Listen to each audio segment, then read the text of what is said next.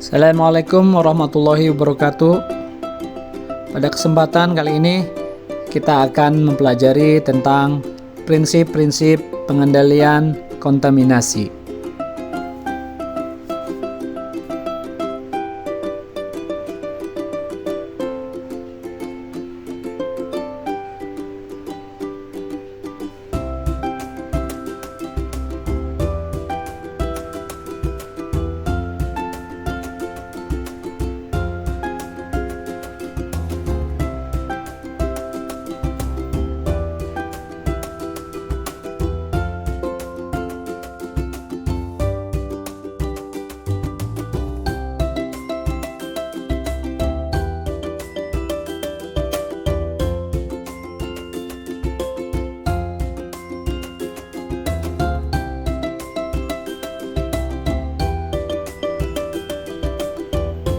Kontaminasi terjadi akibat dari percampuran antara satu jenis zat kimia atau lebih,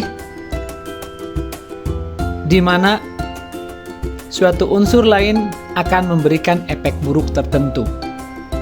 Khusus dalam dunia industri otomotif, banyak sekali limbah-limbah atau kontaminan yang harus dikendalikan agar tidak menyebabkan permasalahan.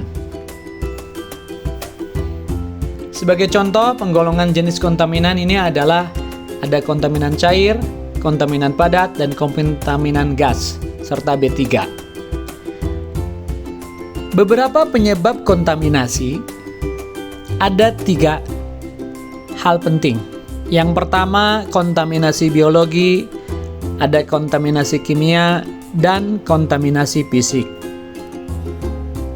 Kontaminasi biologi salah satunya diakibatkan oleh virus atau bakteri patogen yang menyebabkan keracunan dan infeksi pada manusia. Sedangkan kontaminasi kimia ini diakibatkan oleh antibiotika atau residu pestisida. Sedangkan kontaminasi fisik tidak selalu mengakibatkan penyakit tetapi juga berbahaya dan dapat mengganggu kesehatan manusia. Contohnya misalkan akibat debu, logam, maupun potongan-potongan kayu yang sudah tidak digunakan lagi.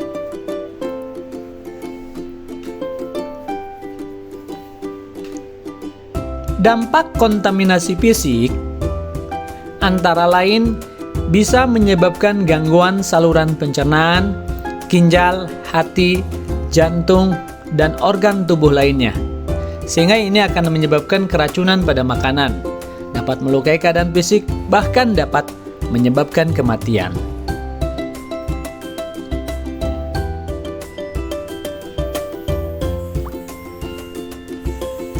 Cara penanggulangan kontaminasi ada beberapa hal.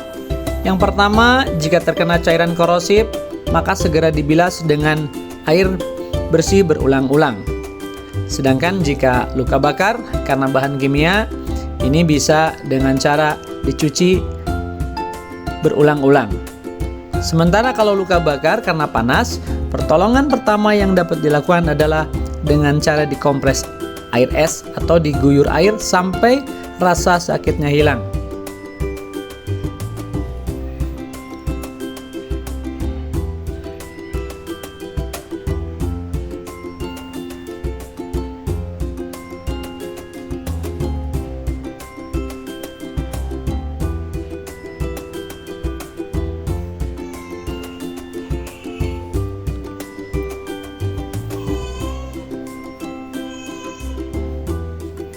Jenis-jenis kontaminan.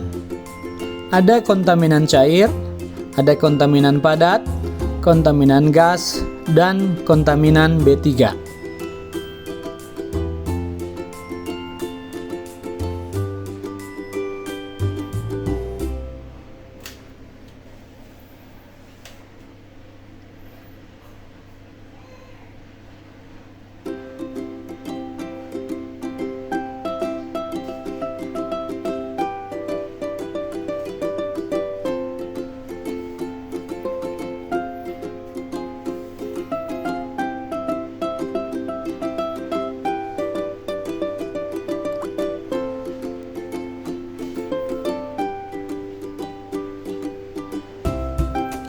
Sementara itu, kontaminan di bengkel otomotif ini bisa diakibatkan oleh gas H2SO4 yang merupakan hasil elektrolisis aki atau padre pada saat pengisian maupun pengosongan. Kemudian bisa diakibatkan juga dari gas buang kendaraan bermotor ataupun kontaminan cair akibat dari uap bensin, ataupun bisa terjadi dari limbah B3 seperti oli bekas dan zat-zat lain yang mengandung bahan-bahan yang tidak aman.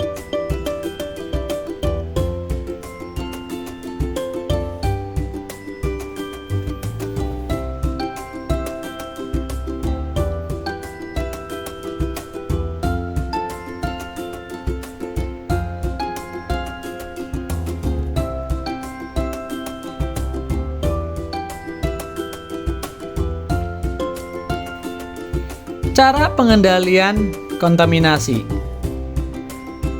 Ada penanganan kontaminan air dengan cara melalui proses pengolahan primer, yaitu melalui metode penyaringan, pengolahan, pengendapan, sampai pengapungan. Ataupun pengolahan sekunder dengan mikroorganisme, disinfection, dan endapan lumpur. Sementara penanganan kontaminan padat bisa dilakukan dengan proses penimbunan terbuka atau lubang yang dilapisi plastik, atau juga bisa dengan cara membuat kompos padat dan daur ulang. Sementara kontaminan gas bisa melalui dengan kontrol emisi, dan terakhir penanganan kontaminan B3 ini bisa melalui penanganan khusus seperti melakukan sumur injeksi ataupun terapan ilmu fisika biologi dan kimia.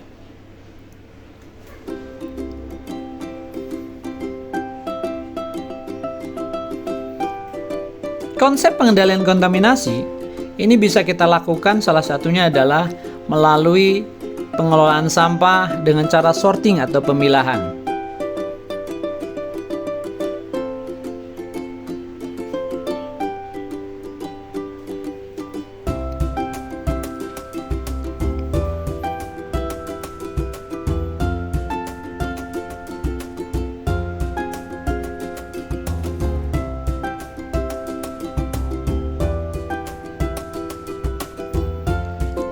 Konsep 3R, reuse, reduce, dan recycle.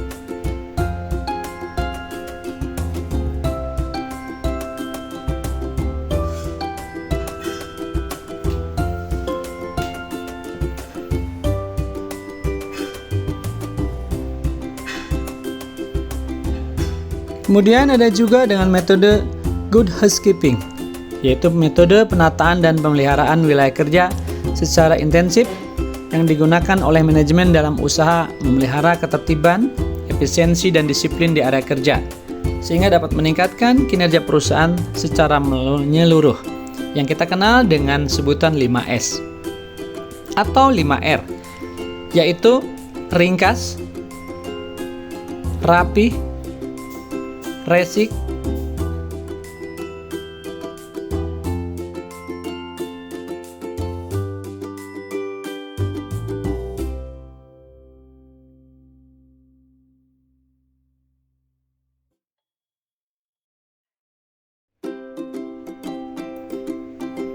rawat, dan rajin.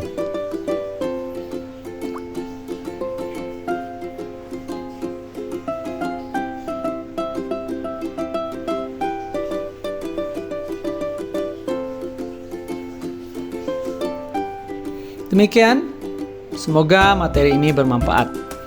Terima kasih. Assalamualaikum warahmatullahi wabarakatuh.